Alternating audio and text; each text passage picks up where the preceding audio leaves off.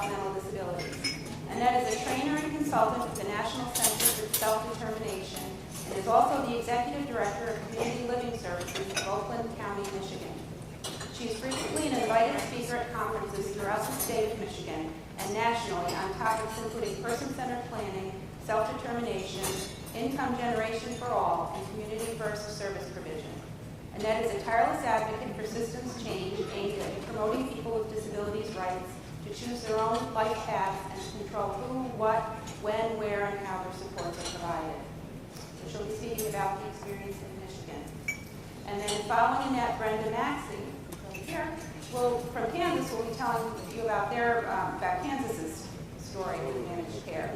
And for the clinicians in the room like myself, Brenda has a background in social work, and then she got her master's in community leadership in 1995. And since 1989, she's worked at the Training and Evaluation Center of Hutchinson Incorporated. Since 1999 until the present, she's been the president and CEO. So she oversees administrative responsibilities for all agency, community development, disability, community service provider operations in that capacity. Brenda is also a member of Access, a national association that some of you may be familiar with, that looks at issues around disabilities services. Also a member of Interhab State Association, Kansas Girls and Boys Clubs, Hutchinson's Chamber of Commerce, and Hutchinson's Rotary. So that's a little bit about our two speakers. And Hi everyone, and good morning. I'm really excited to be invited to speak to you today. One reason I love this great state of New York, so it's fabulous to be here. But I'm hoping to be able to share some of our experiences in Michigan. As was noted, we made our transition to managed care for services and support for people with intellectual and developmental disabilities in 1998 and have continued operating under managed care for those we served since that time. I wish I could tell you it was all rainbows and unicorns and smiley faces the entire time, but I'm hoping to be able to share both the good and the bad.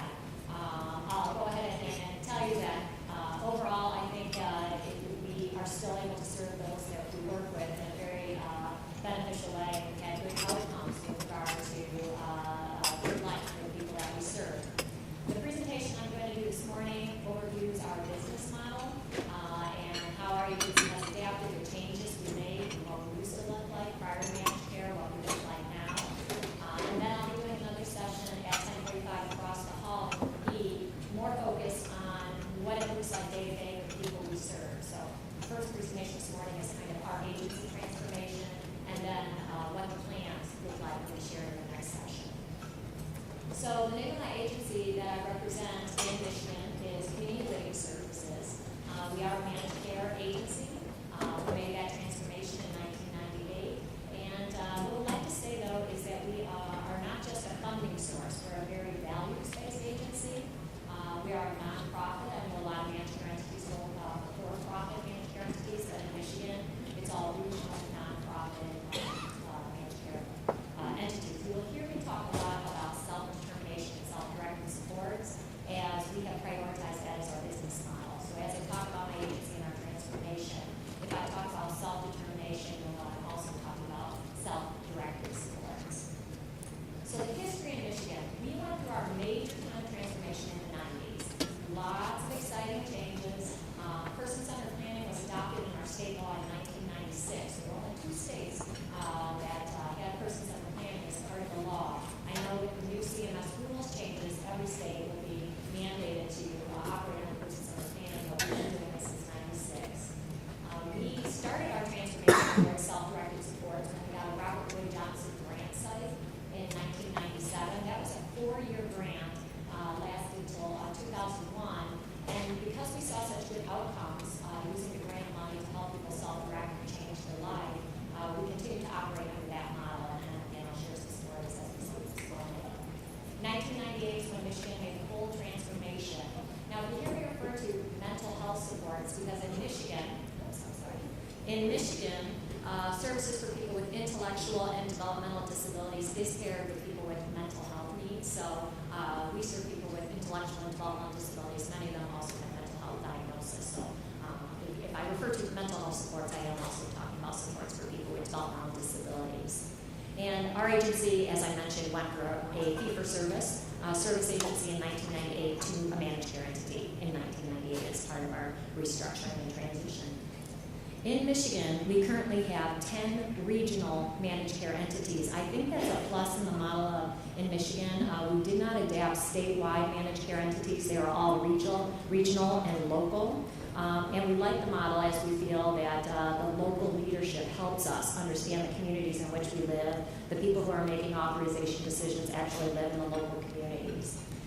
Some of the mandates that we have are the same as all managed care entities. We have to maintain an open front door for all eligible people, meaning if somebody goes through eligibility and they're determined to have an intellectual or developmental disability, they have a choice of managed care agencies, and we maintain an open front door with no waiting list for any service. So that was one of the major pluses of our transformation. We used to have a waiting list in Michigan, and I used to help put people on the waiting list as a young case manager, and we would tell people it would be 10 to 11 years before their name would get to the top of the waiting list. In reality, though, I never got to make a single call to anybody whose name was on the waiting list to say, hey, your name has come to the top of the waiting list. It was always people in crisis who got the slots and the services, and that's not unlike what I hear happening in other states. We also had very, very strict timeliness guidelines that came with our transformation to managed care. And you'll see on the slides, we have 14 days. So from the time they call and eligibility determination is done to determine if they have an intellectual or developmental disability, that screening and decision-making happens via a phone call. They are scheduled with us in our intake department, and we have 14 days to get their initial plan in place. So as I talk about our process, it's very, very tight timelines, because after that plan is in place, we have 14 days to start service. So from the time of the initial phone call to determine eligibility in Michigan, within 28 days, your services start, regardless of level of disability. So I represent Community Living Services, and we operate out of the two largest counties in Michigan. Wayne County is where Detroit is located, and Ferndale or Oakland County is just north of that. As I talk about our transformation in our agency, I'll have you know that Wayne County historically was established to move people out of our state institutions as our institutions closed in Michigan. So that office serves people with very intense needs.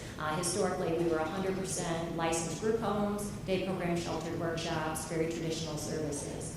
The Oakland County office is a much newer office. I'll give a little bit difference between the two, because there is a difference in the way that we operate. And Wayne County is a very large population of almost 2 million people. CLS is one of 3 managed care organizations for people with intellectual and developmental disabilities in that county. And we were originally created 30 plus years ago when Plymouth Center Institution was closing, which was located in Wayne County. So the majority of people served have both cognitive, and most have also physical disabilities and need barrier-free housing and such. That division is serving 3,500 people currently. Oakland is the second largest county with a population of 1.2 million, and we're the choice of 1 of 2 in that county, and we were created in 2004 to offer competition, because prior there was only one entity serving people with developmental disabilities. So our Oakland division is serving 960 people with increased enrollment each month.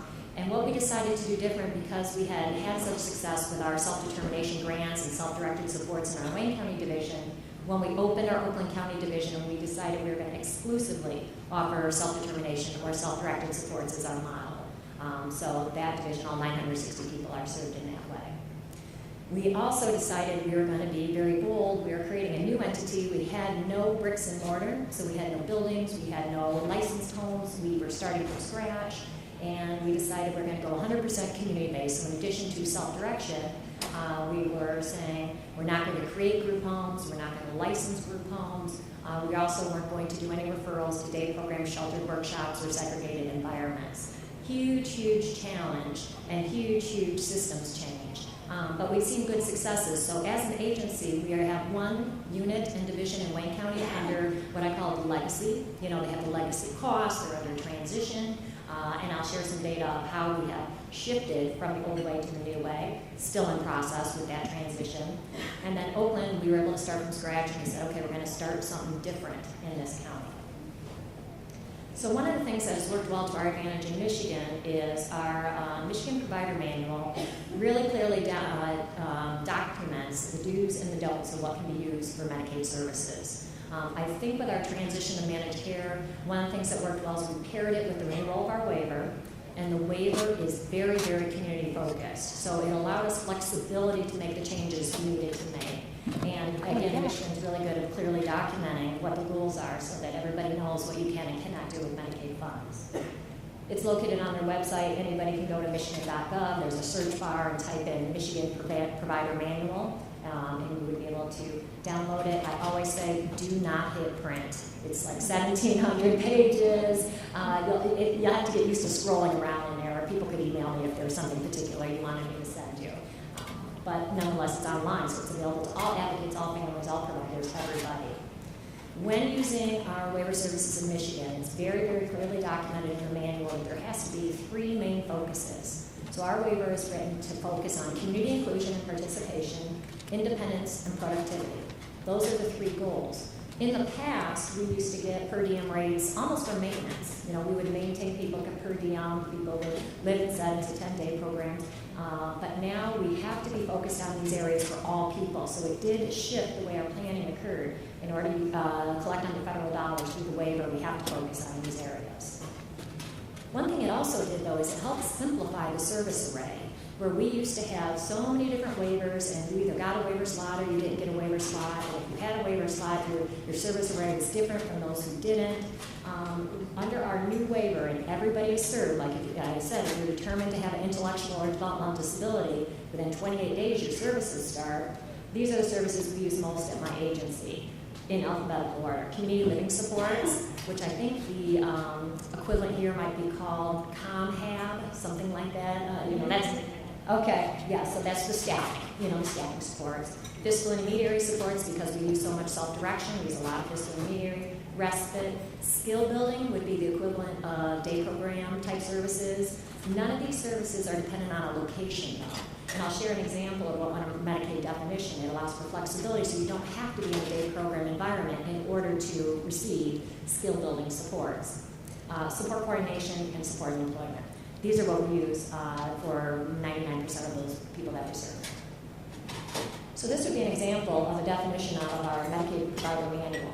And I circled this one because it talks about those goals, right, that we talked about, that the purpose, the goal is community inclusion and participation, independence, and productivity. But it also clearly says where it can be provided. So it can occur in the resident's home or in a community setting. And it just lists examples of libraries, city pools, where my vision is not as good as it once was, camp, etc. So it allows us very much flexibility, not location-based.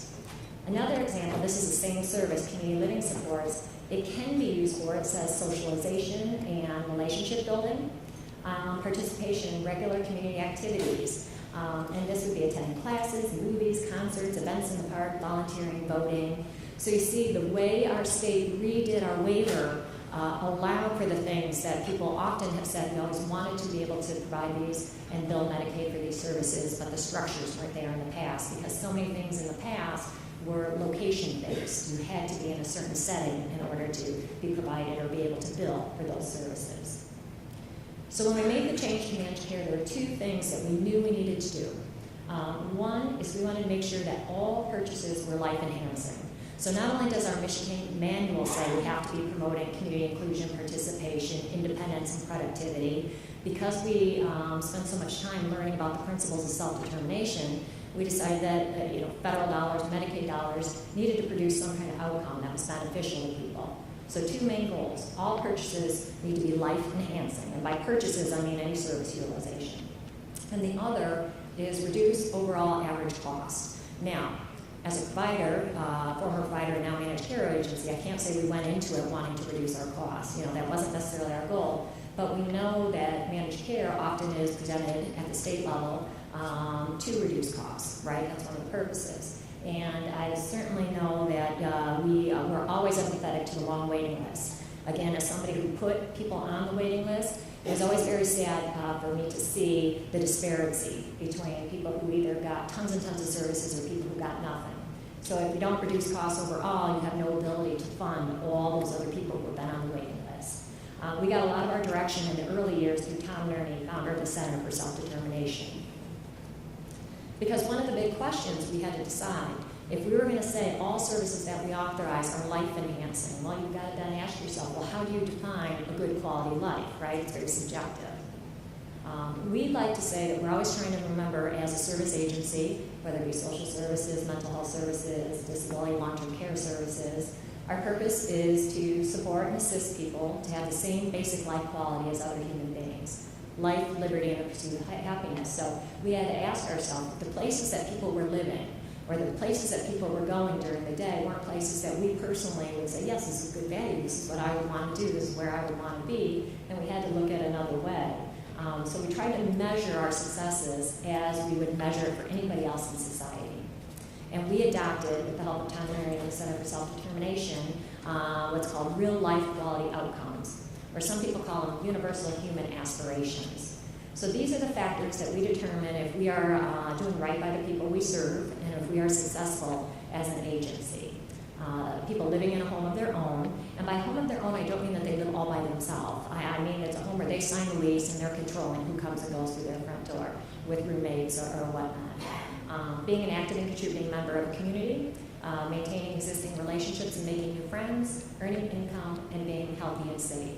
So those were our 5 areas of focus: home of my own, community, relationships, income, and being healthy and safe. So all purchases are life enhancing. How did we go about doing that?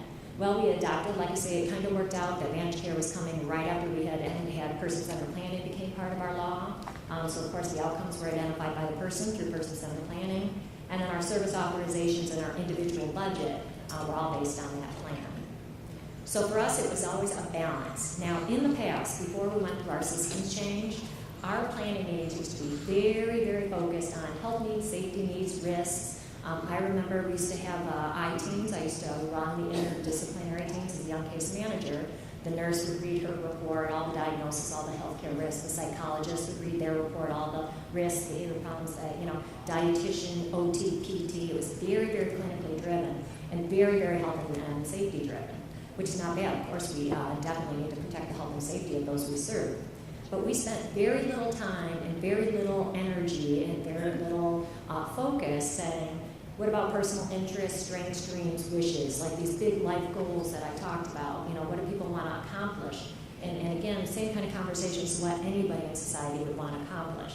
Do they have friends in their life? Are they active in their community? Do they go places that if they didn't show up, people would miss them? Those kind of things. So we had to shift the way we did planning so that we're focusing just as much time, if not more, time on those personal interests, strengths, dreams, and wishes. A lot of cases, these individuals have been served by providers for dozens of years. And those people who take care of them every day know about their positioning guidelines, know about their medications. I mean, they do it every single day. So we try to make our planning meetings more about exploration, exciting conversations about how can we change the person's life. And we did it using a community-first planning approach. So we tried to avoid the disability bubble in this planning process. Let's say somebody was living at home with mom and dad. They'd never received any services before because they were coming off the waiting list. Instead of looking for where the day program, sheltered workshops with vacancies, we said, what do you want to do with your life? What is it you're trying to accomplish? Is it you need friends? You want to volunteer? Is it that you want a job? You want to start a business? And we did look at buildings to fill the gaps with regard to people's needs. So everything starts with person-centered planning. It starts with coming up with that dream. Are they wanting to move out of mom and dad's house? Are they wanting to move out of a group home? Are they wanting to get a job? What is the hope, the dream, the goal? What are their support needs? So we support a lot of people who can't be alone for a single second. We support other people who have more minimal needs, and I'll share some examples because it looks different for each person. What are their natural supports, community resources, entitlements, and then we authorize services. So it's all based on person-centered planning. We made the huge, painful transition to consistent rates and fee schedules. And I know I've been hearing that you guys are going through that in New York right now. We had all kinds of providers paid all kinds of rates, and unfortunately, those that were paid the higher rates didn't have any different outcomes, or they weren't able, so we had just a whole bunch of inconsistency across the board. So it was not easy, but we did get consistent rates across our network. And as I said before, we don't fund any homes, any programs, so there's no flat rate per diems or anything like that. Everything is very person specific. The other thing we did is set up the funding models based on the outcomes we want to see. So we promote, expect, and reward community-based supports. Vocationally, for an example, the rates are much, much higher for supports provided in the community versus if somebody were in a building. Rates are higher if the person is earning income, so the rates for supported employment are, of course, higher than volunteerism or skill building, things like that. And we also set the rate structures up based on smaller ratios. Meaning we pay a lot more for 1-to-1 or 2-on-1 supports versus 8-on-1, 9-on-1. We didn't want to set up a structure where we're incentivizing people to take people out in large groups. So we wanted smaller, individualized focus, and those are the service rates that are higher. So here are a couple sample budgets. John Toppy is a gentleman that we serve, allows me to share his story, and he will be featured in one of the videos I'll show later this morning. Lived in 3 different institutions in Michigan, 8 or 9 different group homes, and then ended up moving into his own place when we got the self-determination grant. He's got a micro enterprise. He does a lot of advocacy, and like I say, I'll talk more about his story later. But one of the things that was most wonderful about his story, in addition to moving in his own place and starting his own business, he found love along the way and ended up getting married to the love of his life, Gloria, which is really, really heartwarming, because isn't that what we want to see for everybody we serve? But this would be an example of his budget, and I should have warned you, because you guys are going to have a heart attack when we see these rates. Michigan rates across the board have always been significantly lower. Our average waiver cost in Michigan is $49,000 per year, where I think in New York it's close to $120,000, if not more. But this is what an example of a budget would look like. Independent support coordination, it's a flat rate. Community living supports is the staffing support. The hourly rate is $15.94. Transportation and fiscal intermediary.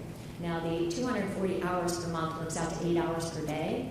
And in this case, John and his wife always had 24/7 supports. But when they moved in together, of course, people on the team, this is a long time ago, said, well, of course they're going to have 24/7 supports. They've always had 24/7 supports. And John, in his own unique way, says, and allows me to mimic him because his voice is very, recognizable. He says he told his circle, what married couple wants 15-minute bed checks on the midnight shift?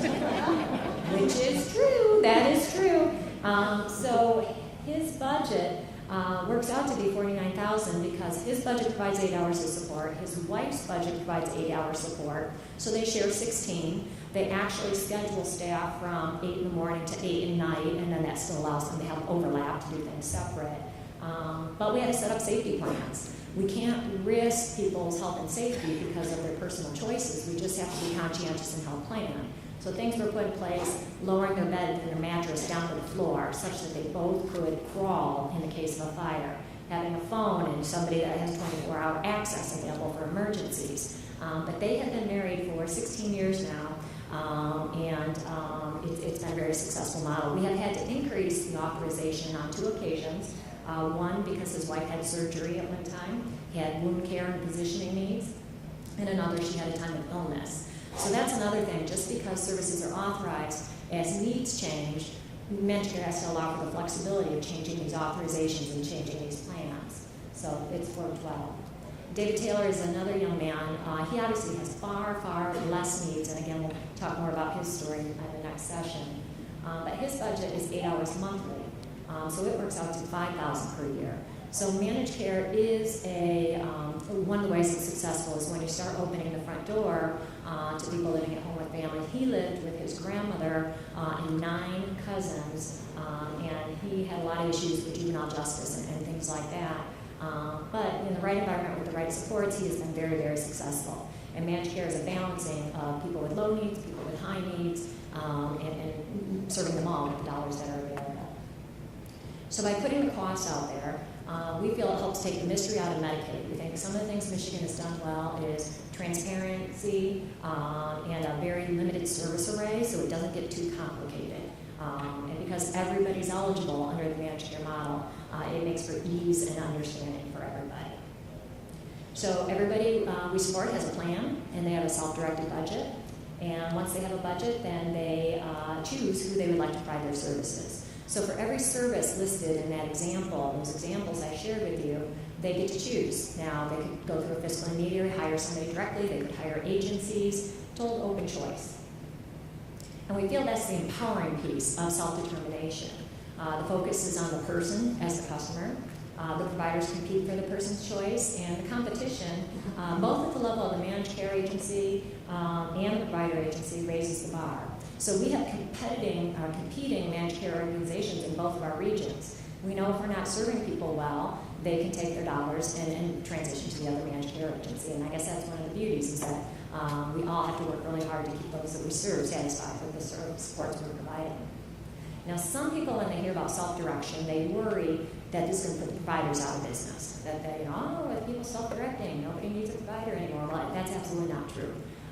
Oakland County, keeping in mind, is mostly taking people living at home with family off the waiting list and such. That were people who may have been on waiting lists in the past. 55% of those choose to hire an agency for their supports. 40% are employer of record and hire their staff directly. And 5% do a combination, or maybe during the week they use an agency, on weekends they hire a neighbor or things like that. But if you look at the data in Wayne, now Wayne is the place where I talked about that legacy model. People have long-term relationships with their providers. 70% of the people choose to hire an agency or a staffing agency, and only 30% choose employer of record. So the example of John Toppy, who I told you, he went ahead and stayed with the agency that supported him in his last group home. When he transitioned to his own apartment, he said, these people always supported me well. Just because I want the freedom of signing my own lease and living in my own place doesn't mean I don't think they're a good provider. And that's what we've seen, that the majority of people stick with the agencies that have been supporting them all those years, even as they transition to their own homes in the community. The role does look a little different for providers. In the past, providers may be used to receiving referral packets, and then they would read the packet, and they would determine if they were willing to serve the person.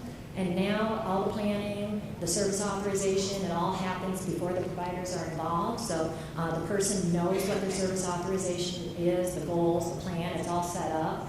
And then they are interviewing providers. Providers come, sit in their living room, and say, let me tell you why I can serve you well. And the person is choosing. Again, this happens very quickly, and I'm sure this is probably, this all happens within 28 days. So we have no shortage of providers who are wanting to work with people, but it does empower the person and their family to choose who they think will be best to serve them. And again, that's new people coming in. It does change the role of the providers, though, to up your marketing game. You know what I mean? If you're going to be sitting in the living room, you got to kind of be a little better at selling yourself, or that's how people get chosen. Because people and families will choose based on a whole variety of means, but you do have to get better, or I shouldn't say better. You have to be prepared to present yourself and sell yourself as why I would be good to serve you or your family member. So traditional residential group home providers became staffing agencies, meaning they supported people in their own homes or in family homes. Sheltered workshop and day program providers become support employment, skill building agencies, help people in micro-enterprise development, getting jobs. So again, there's always roles for everybody. Plenty of work to be done in our field. It just does look different if your funding source is changing the expectations of how the service model will be provided. The largest area of growth that we noted throughout this change, though, was supporting people with living in family homes. In our data alone, prior to 1998, 100% of the people we served lived in licensed group homes. That is the only group that we serve. And this is our Wayne data where we went through the transformation. You'll see 40% now live with families. So it is a whole different service model of serving people who live with families than what we're used to providing. So reducing overall costs, creating a reporting unit for each person, tracking costs, and aggressively analyzing where the money was going. Now, before I move on to the next slide, I want to forewarn you guys. This is where it gets a little depressing, okay? So I'm going to share some slides on our finances, and if you don't want to be bummed out, this is where you close your eyes and don't listen for the next couple slides. This is what our revenue looked like in Wayne County. As a state, we have gone through a lot of rebasing. Some people are familiar with that term. I wish I could say our dollars looked exactly the same now as they did prior to our transition, but they don't. And I guess when you think about it, per member per month revenue, in the past we exclusively served people who lived in specialized residential, highly intense people, mostly those who lived in the state institutions. And now we started serving more people who live in families, so some of this is a balance. But nonetheless, far, far less dollars than what we used to operate under. And this is a grid that shows our membership continues to increase. So this model doesn't tend to work with that. I don't know if there's a lot of business or finance people in the room, and I'm a social worker by trade. But our CFO always tells us when your membership's increasing and your revenue's decreasing and they cross, that's not good, right? So it definitely happened. Now, I do want to say there was obviously room for efficiencies, right? If we operated prior and we still operate and we do, provide good quality lives for people, we did have to change a lot of what we do in order to create these efficiencies. In Oakland, even though our Oakland office is newer, you will see we've seen the same trend out of our Oakland division, less dollars. So one of the other models that has worked effectively for us is self-determination and self-direction. We have found that when people are choosing, seeing how much money is being spent, choosing who will provide their dollars, they are wise users of public funds, and that's why we've continued to promote more and more people through self-direction.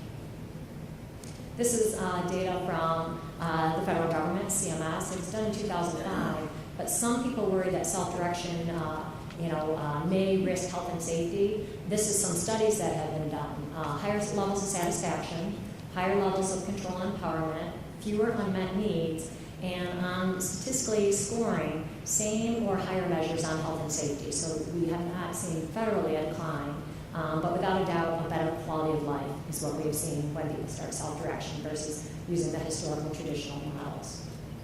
In the state of Michigan, they also financially incentivize change, where our waiver dollars, we get $1,000 per month more per waiver holder if the person is moved from a licensed home to their own home. So again, the dollars are kind of pushing the focus that we hear at the federal level, we hear at the state level, and giving more dollars to aid in that transition.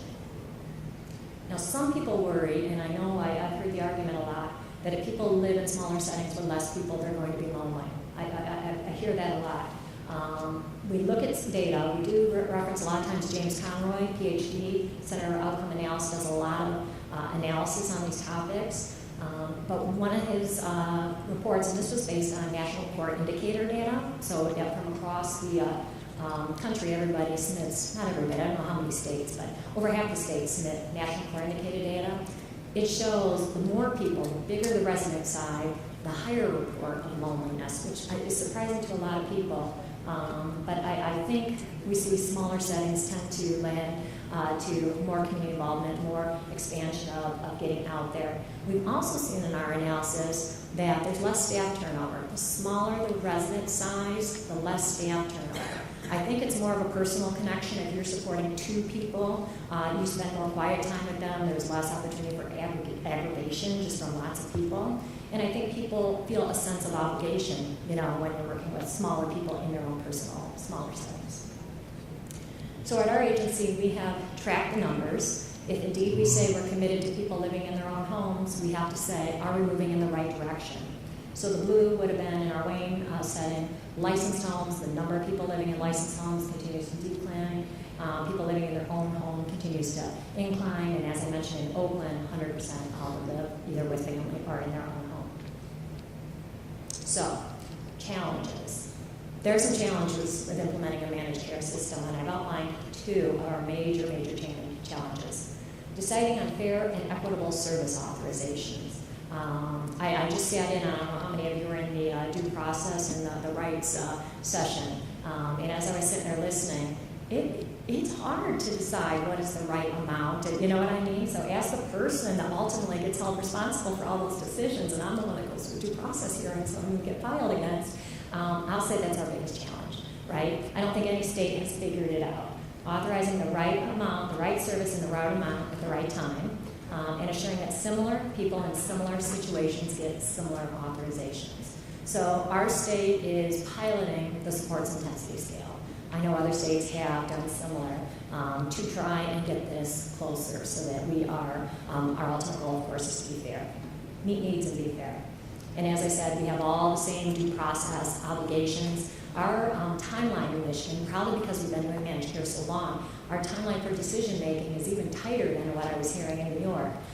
So if it's an emergency type request, we have to make a decision within 24 hours. If it's considered an urgent request, we have to make a decision, meaning somebody's asking for a service, within 3 days. Any other kind of request, we have to formally put in writing what our decision is within 14 days. So that would be any kind of routine request. Or people have the right to go to hearing for due process. So our timelines are even tighter. Another challenge, as I mentioned, cost transparency and rate consistency. So if it were easy, every funder would have done it a really long time ago. We went through some bumps and bruises along the way, working with our provider network, trying to figure out, why some are higher than others, and coming to some unity for cost transparency and rate consistency. As a managed care entity, as I said, the state continuously rebases us. It's based on actually sound numbers and politics, right? How much the politicians are putting in the budget for our services, in our case, mental health or long-term care services. So rate setting is always a challenge.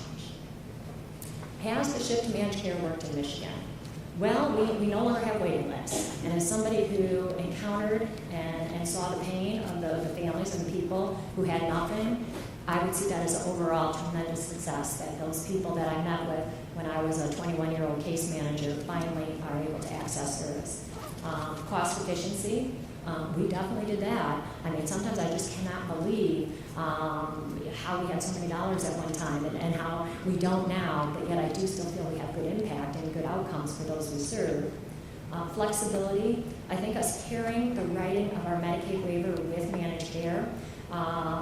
One of the things that definitely happened in Michigan is in order for a waiver to get passed at CMS, there has to be stakeholder involvement, putting out a message to stakeholders. And sometimes it's memo and, a stakeholder meeting.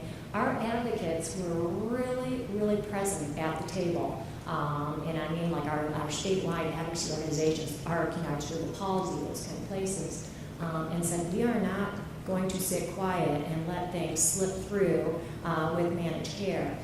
So this flexibility of assuring that people can get services wherever they are, this no waiting list, these things were put into our waiver because of our advocates spoke, and our advocates were very focused on making sure everybody has the right to a good life in the community. And I think ultimately we have better outcomes for those we serve, as the intent of all of our services are on those real life quality outcomes, where people live, involvement in the community, relationships, having income, and being healthy and safe. Because the goal of what we do is not to say, yes, that people get good services, yes, people have great services. The goal is to say that, yes, those we serve have great lives. That's what we're trying to accomplish. And I hope I've been able to share brief examples of a great life. I hope to share a whole bunch more in my session later today. So, thank you.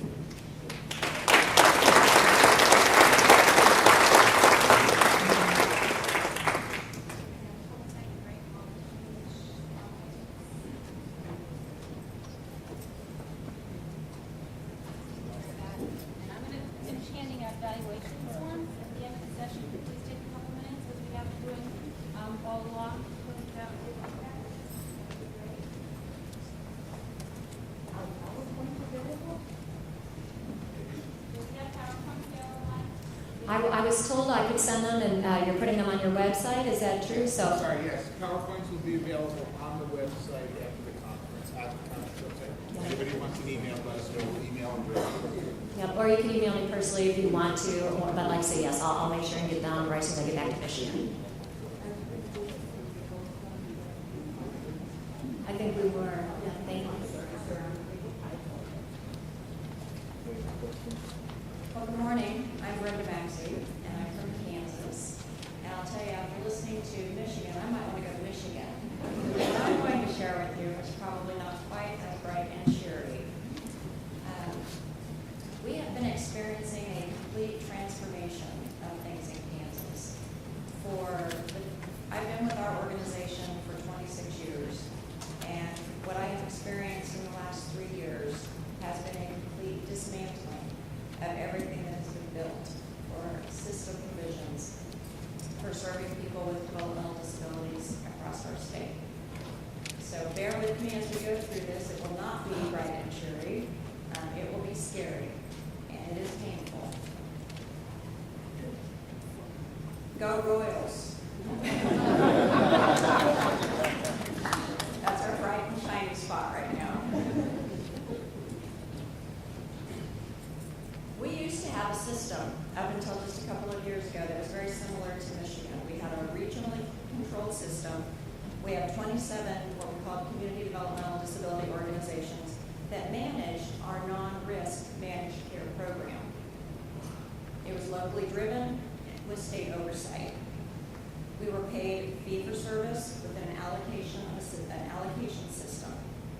From 1997 to 2014, we saw a growth of over 250 new for-profit providers moving to our state.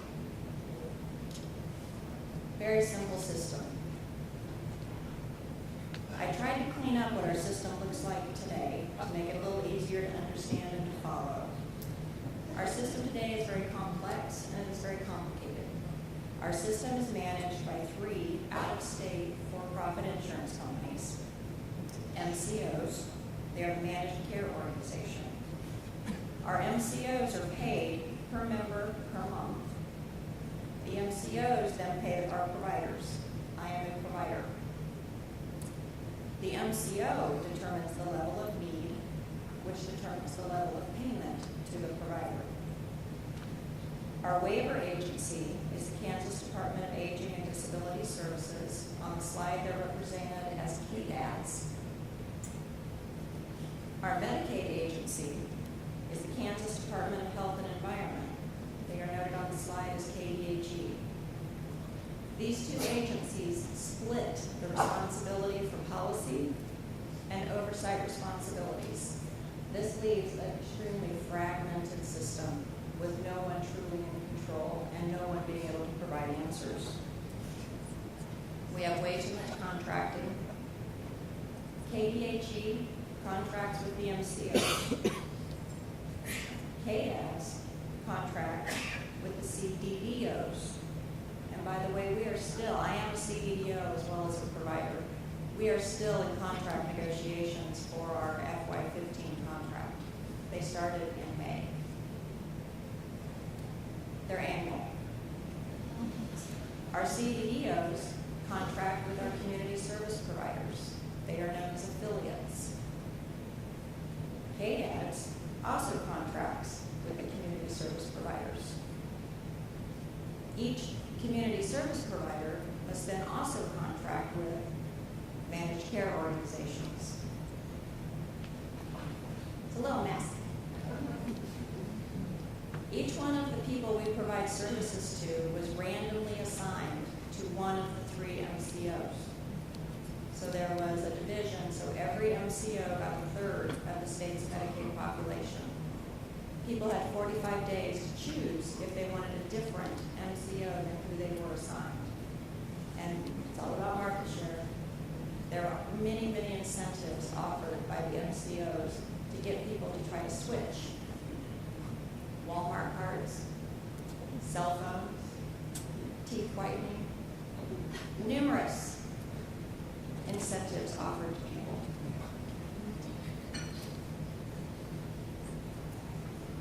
Our managed care organizations, again, are 3 out-of-state for-profit insurance companies: United Healthcare in Minneapolis, Amerigroup in Virginia, and Centene.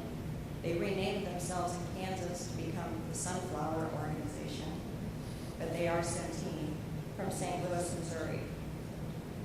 We saw a third of our Kansas state budget now being managed by these 3 for-profit out-of-state insurance companies. A third of our state budget is now outside of the direct control of our state legislature and our state administration. This was the largest financial transaction in Kansas state history to be moved out of state. There has been lack of transparency with the contracting of the MCOs. Many of the contractors, in fact, were involved in the development of the RFP for which they were going to be applying. Of the RFPs, there were 5 who responded, 1 dropped out, 3 were selected. The 4th one, who was not selected, later merged with one of the 3 that was selected.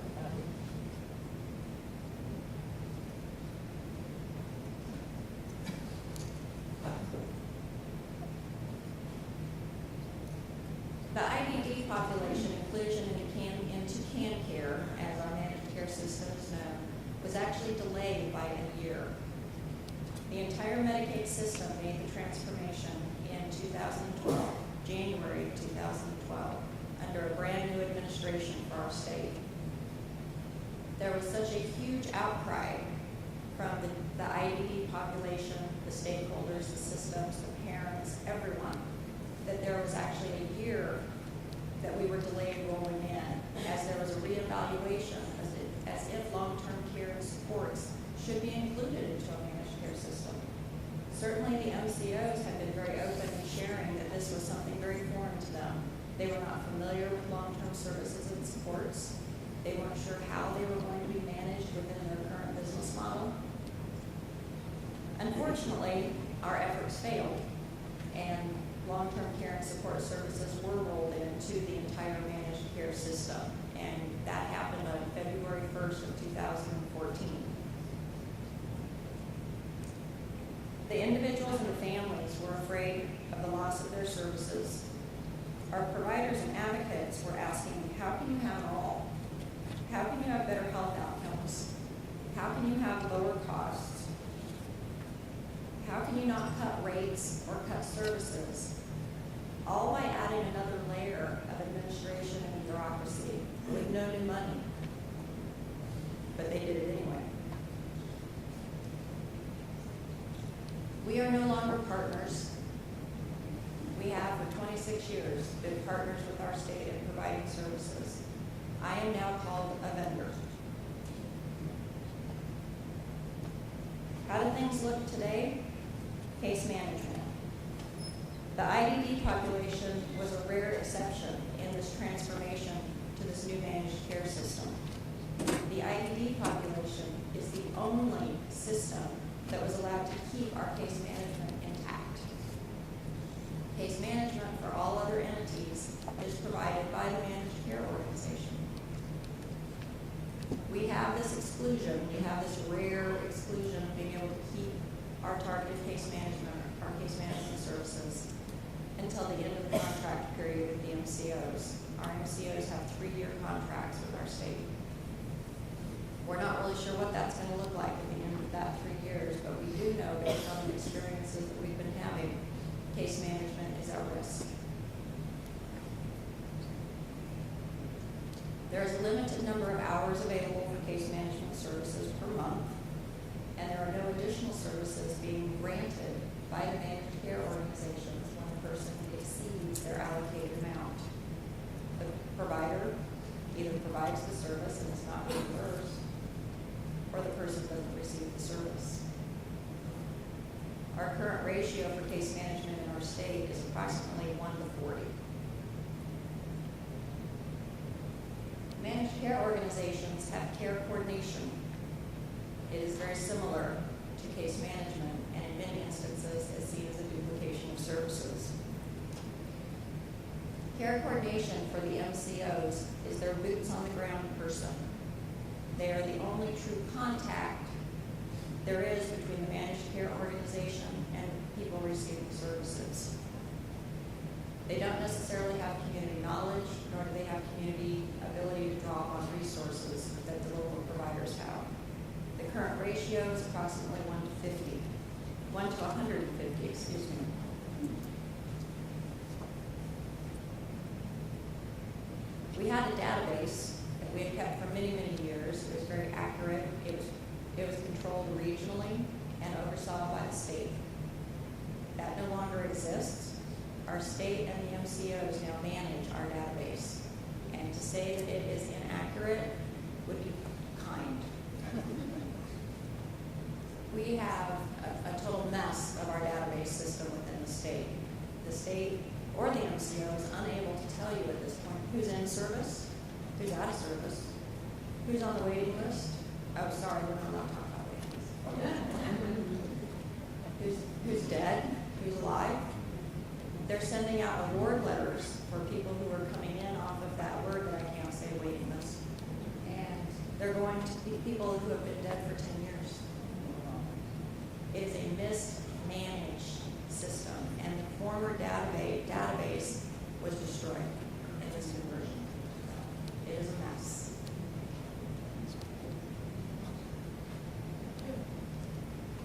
Providers were exhausted. It has been a very, very difficult 2 years, and it has been a time-consuming 2 years. There are meetings, there are phone calls, there are conference calls, there are more meetings, and at the end of the day, there are no answers. What you were told yesterday isn't necessarily true today. One organization or a state department tells you one thing today, the other one tells you something different next week. There are no answers. We are dealing with 3 different billing systems for 3 different managed care organizations. They all have their own forms, they all have their own way. We have 3 different administrative processes, one for each MCO. As a provider or a vendor, which I'm now referred to in Kansas, I need to contract with all 3 of those MCOs because the people I provide services to are assigned to all 3 of those MCOs. Some are easier to deal with than others. None of them are great. They all have their issues. My staffing ratios have not changed when it comes to administrative. I can't afford to do that.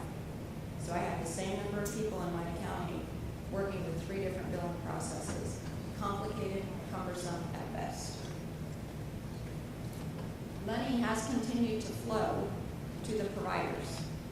Again, this is rare. This is because there was an exception made for the IDD system when we got rolled into our managed care system. Prior to the IDD system getting put into managed care, you were hearing many, many stories from the doctors, hospitals, the nursing homes.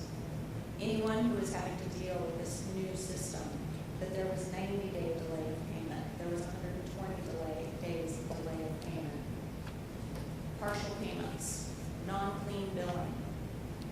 So as a part of the grassroots advocacy that was going on, there was great concern that our nonprofit providers were not going to be able to carry the insurance companies for 90 or 120 days. Our cash reserves weren't going to allow us to do that.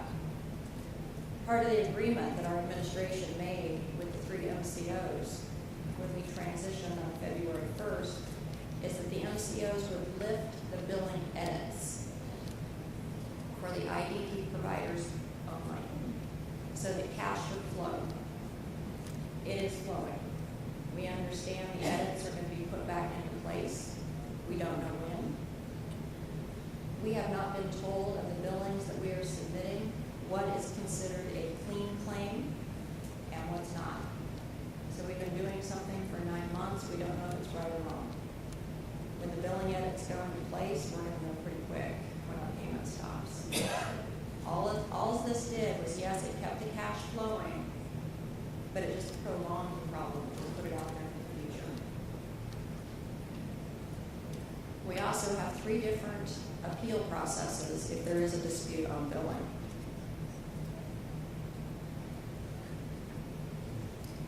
The people we provide services to and their families are confused. They've always been able to approach things locally. They've always gone to their local provider of service or to their case manager. Now they are uncertain who they are supposed to see. Do they see their case manager? Do they see the provider? Do they see their CDO? Do they see the managed care organization? Do they see their care coordinator? Much confusion.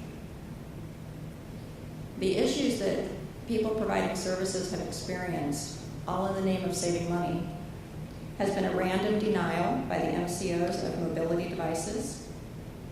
MCOs are denying payment authorization for medical procedures, tests, and prescription drugs. A personal story from my organization: we serve about 500 children and around 250 adults. We are a full array provider from birth to death. We have a 3-year-old receiving our preschool services, had an upper respiratory infection. She's also fed with a G-tube. Mom took her to the doctor. Doctor prescribed antibiotic. Went to the pharmacy to go get the antibiotic. It was denied by the MCO because there was a cheaper oral dose that could be given. Took 3 days between the doctor, the provider, the case manager, the mother, and the pharmacy. The MCO took 3 days to get that little girl an antibiotic that she could take. We've had difficulty keeping medical care.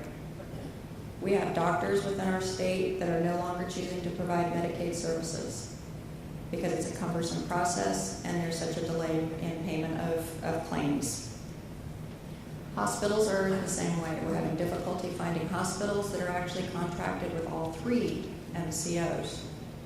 We have 1 hospital in the city that I live. They fortunately have contracted with all 3. That wasn't the case early on. They were only contracted with 2. So a third of the people in the Medicaid system did not have access to their local hospital. In some instances, we are traveling more than 100 miles to find a specialist, whether it be an oncologist, podiatrist, whatever the person may need, to get the service from someone who takes that particular MCO, is assigned to that MCO. It has become an expensive process to get medical care. Our waiting list is 5,000 and growing. The waiting list is now secret. It used to be something that was controlled on a regional basis. It was transparent and you knew where you were on the list.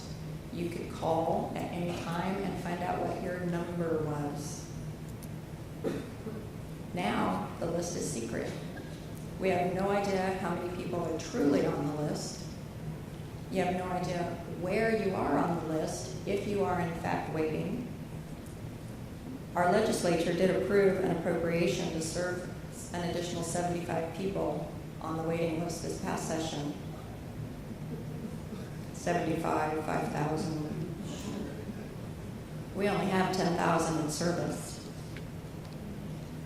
But you couldn't call and find out which 75 were awarded dollars. Which 75 across the state had the potential of coming into service. Those letters were sent from a database that doesn't work. In some instances, they were sent to the wrong guardian, or they were sent to a person with a significant disability, doesn't necessarily have the supports or opens the mail, doesn't know what to do with the letter. It has been a disaster at best. If the person didn't respond to the letter within 14 days, their name was taken off of the waiting list. It's a quick way to downsize it.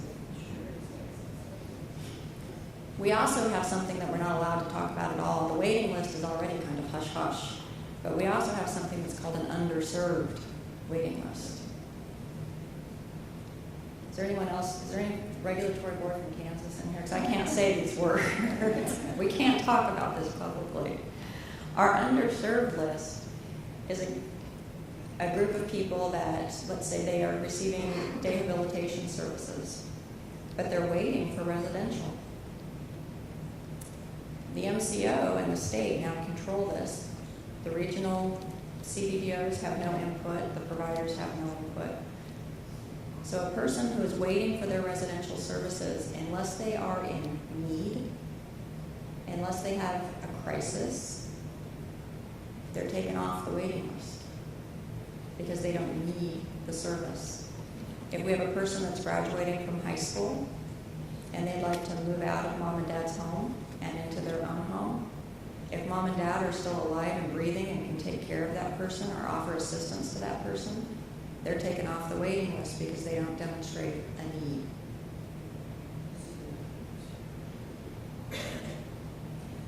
A matter of fact, all of our waiting list is demonstrated on need only. For those 75 people that were awarded dollars to move into services, unless they could demonstrate that they had a need for the service, they were not allowed to move into service. It's almost a crisis admission only. And again, the providers, the case managers, have absolutely no input into any of this. Kansas's advice for New York at this time: if you don't have to do it, don't. But if you do, you've got to get involved early. You need to be at the table. Demand input into the system, because if you don't demand it, if you aren't at the table, someone else will control it for you, and they will tell you how it's going to work for your state. Insist that there be a separation between the medical and the waiver services.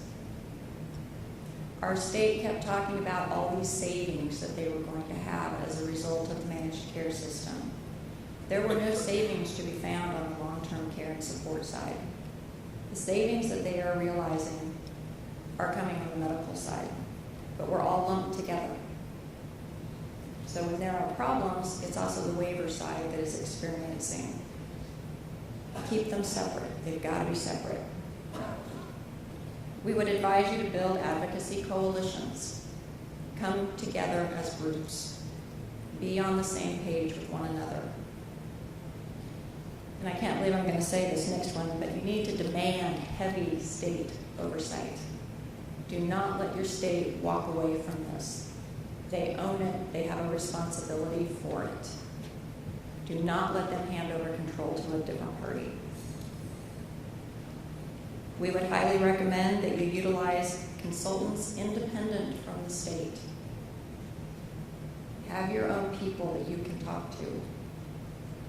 Don't rely on your state to give you the information to use the same consultants. Seek independence. And if nothing else, you need to be able to hold your state officials accountable. Many will tell you, as ours did, our legislators, this isn't my decision. This is the governor. It's not my decision. It is their decision. They do have control. They can do something about it. If you're interested in hearing direct stories and read what has occurred within the CanCare managed care system, this website is specific stories that individuals serves, their families, their guardians, providers can share different experiences on. It is actually run by families and by individuals with disabilities.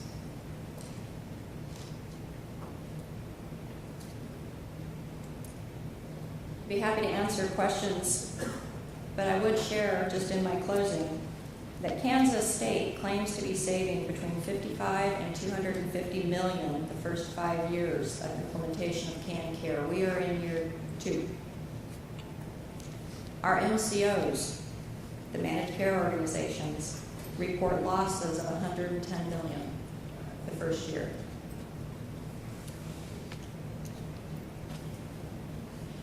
So, Michigan, I would take your rates, by the way. I would take Michigan rates. So, we'd be happy to stand for questions. Do y'all have any? Quick question, thank you. Sorry, it was why was the choice made to go out of state when there were already traditional MSPOs that could do operating commercially within Kansas? It would seem like the most likely first candidates who know the Kansas operating environment and have closer relations. It's my understanding that the administration wanted to be able to have an RFP that was available for anyone who chose to bid on it. We did have one local insurance company, it was Blue Cross and Blue Shield of Kansas, initially planned to submit to the RFP. And when they were able to sit down and learn more about the introduction of long-term care services into it, they withdrew.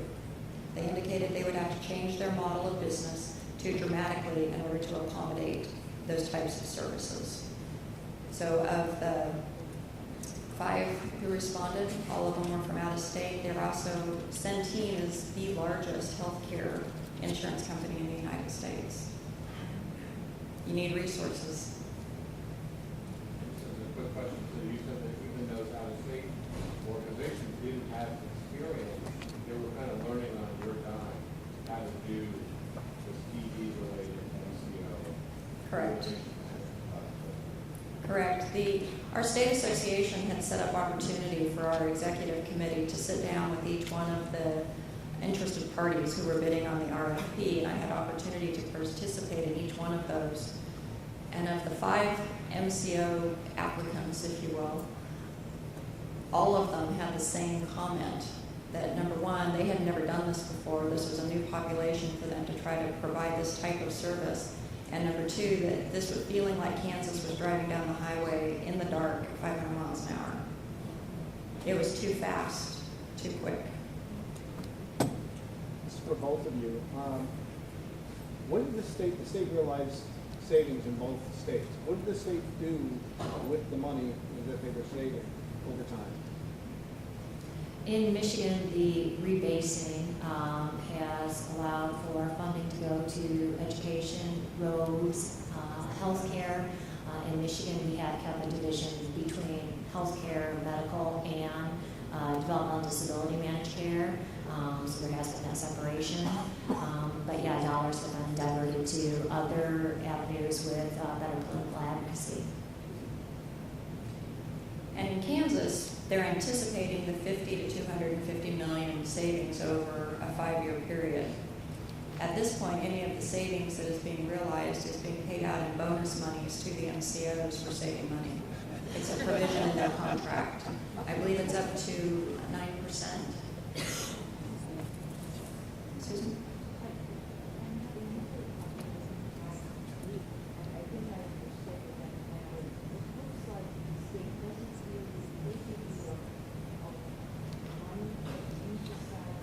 Per member per month money comes to the managed care organization. And, Can you repeat that oh question? yeah, she was asking about what the relationship is as far as how the managed care organization gets funding through the state. So it's per member per month funding behind the scenes. We then make the authorization decisions up front. So it's not like people don't have any idea when they're requesting services what their per member per month funding is. The managed care concept is that we take all the per member per month funding, put it into a big pot of money, and then distribute it based on need. So you really set the managed care rate? Yes, we set the rates as the managed care entity. Yes, we do. And whether the state get into this involved, the state, the Kansas state, and they come to the MCOs, they really aren't involved in the style. Correct. The state gives the money to the managed care organization. And for the first contract period, which is a 3-year period, the MCOs are not permitted to reduce rates to providers for the first 3 years. Now, that has been on the IDD side, nor can they reduce services exactly. What we have seen on the PD side, we have a PD waiver also. There has been 50% of the individuals served on a PD waiver have seen a 60% reduction in the services that they receive since the introduction of CanCare. We anticipate that will come should we continue down this road. We're hoping for a change with the election.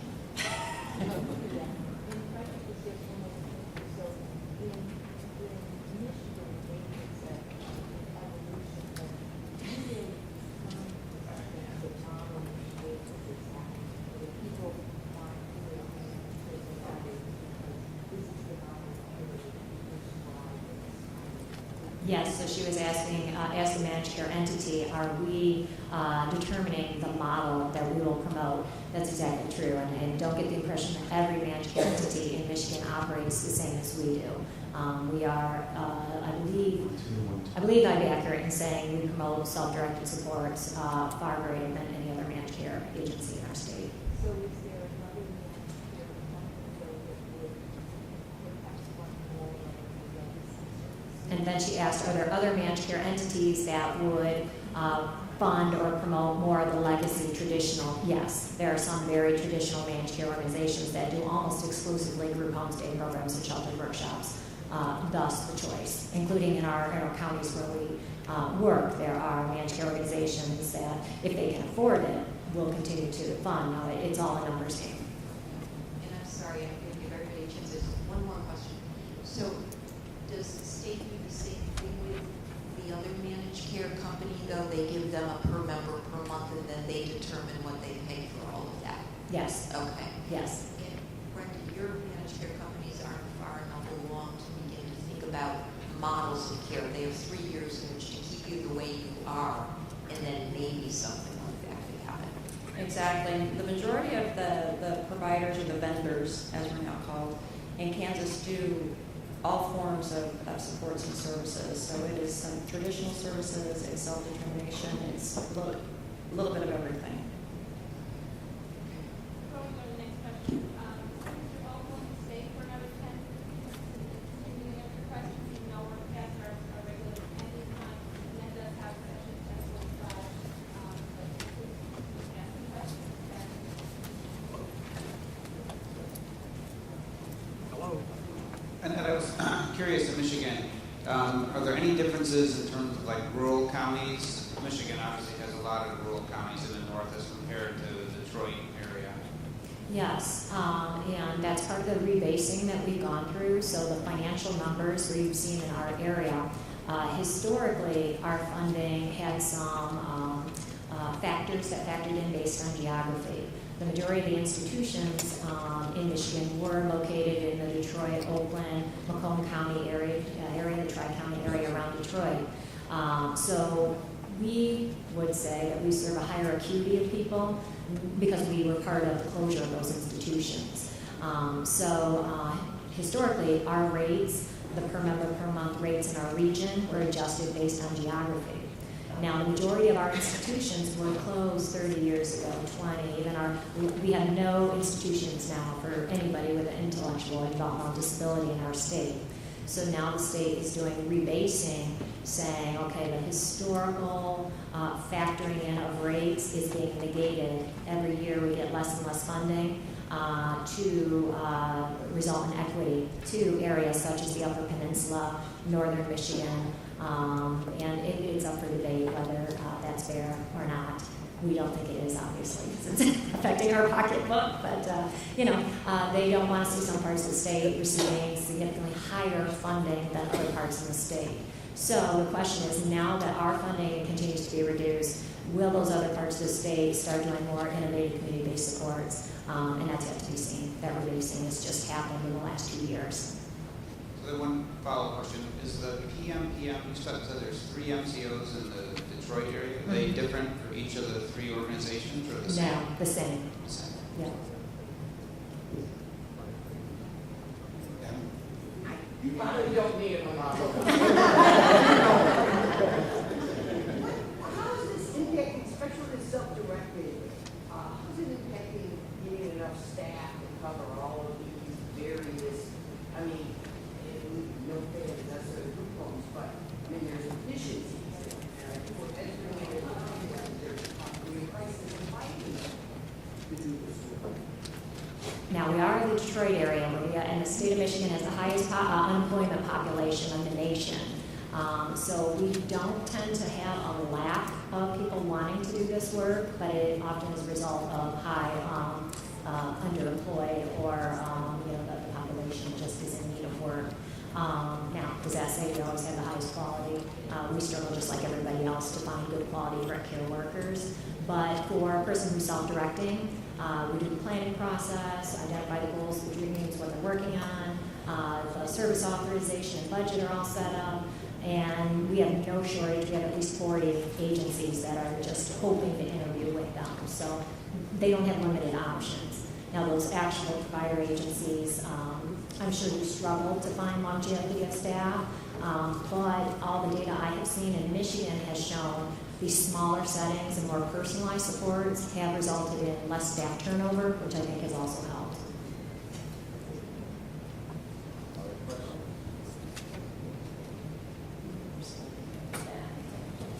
And I'll just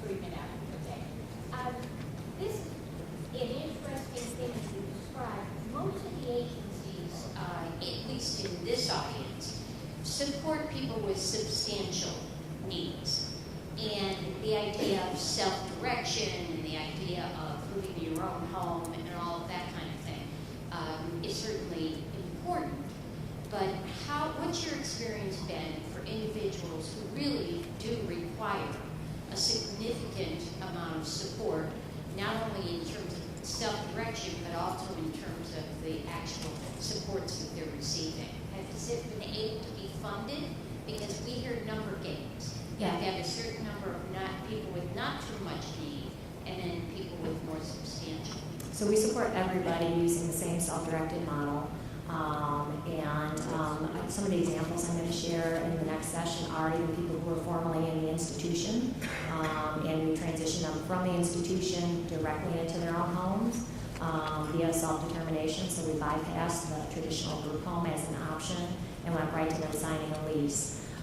We support people who need 24/7 tube feedings, positioning, trach care, all of those things. So the full array.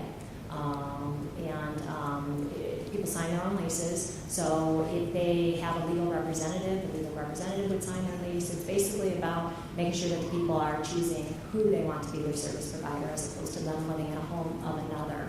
So if they can't articulate choice in a verbal way that everybody might, we rely on those who know them best, which is often families, sometimes as direct care workers, to help us express who they feel connected with regard to their caregivers. So we use the same model regardless of people with high intense medical needs, high intense behavioral challenges, or people who have lower, less intensity needs.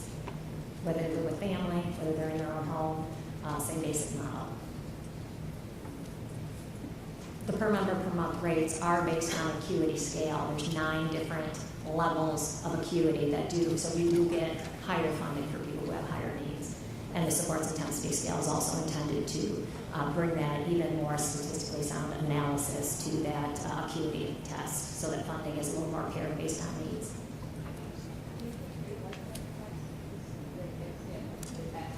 She's asking if I like ASSIST. I got to be careful how I reply because Don Hoyle is the director of ARC of Michigan, and he despises using any kind of tool to determine needs.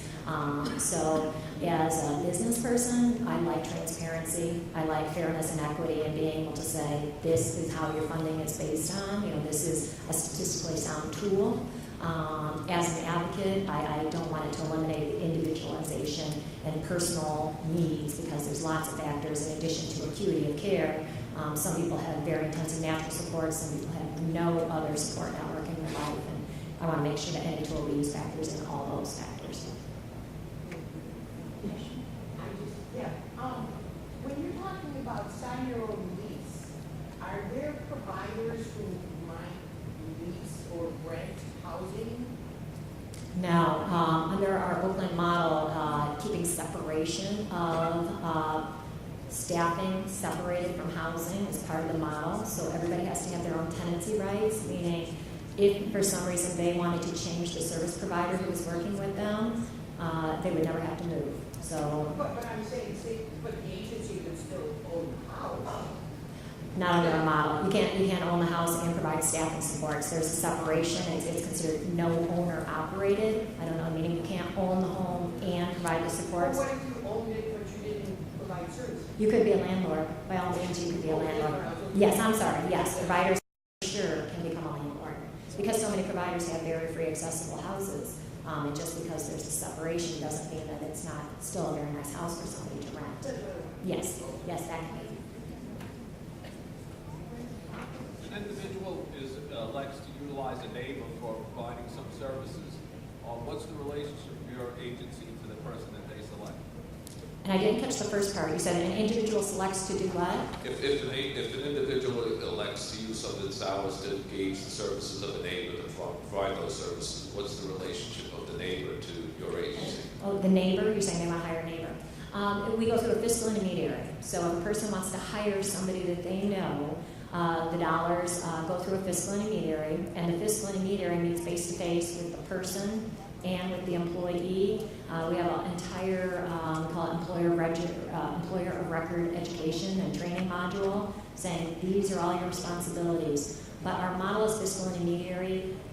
They take care of the workers' comp policy. They make sure the payroll's processed.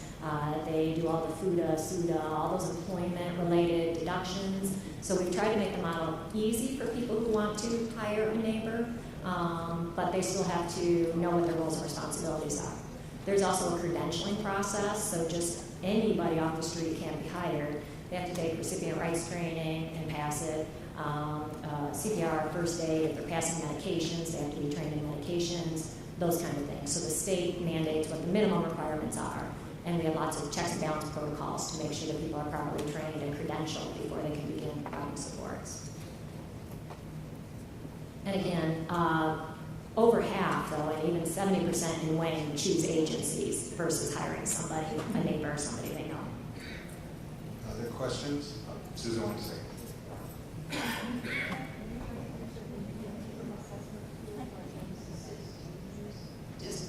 Do you have something? An assessment tool? Yes. It's almost embarrassing to tell you what it is, because you're probably going to recognize it. And just to preempt that a little bit, we are looking at a new tool that providers, vendors we haven't been allowed to see it yet. It's being developed with the managed care organizations. But right now we're using the developmental disability profile. Our old DDP. The old DDP. And I believe it came out of New York. Yeah. Go Royals. And you know that New York finds it unusual. Yes. Okay. We find it unusual as well. In some cases, we leave. This other case, we're following even managed care, so you know. We had also piloted the inner eye and found that to be unusable, so. Oh, good. I guess we found it to be very deficit-based. I don't know about unusable, but we found CIS to be more positive focused on life outcomes. Okay, with that, I'd like to say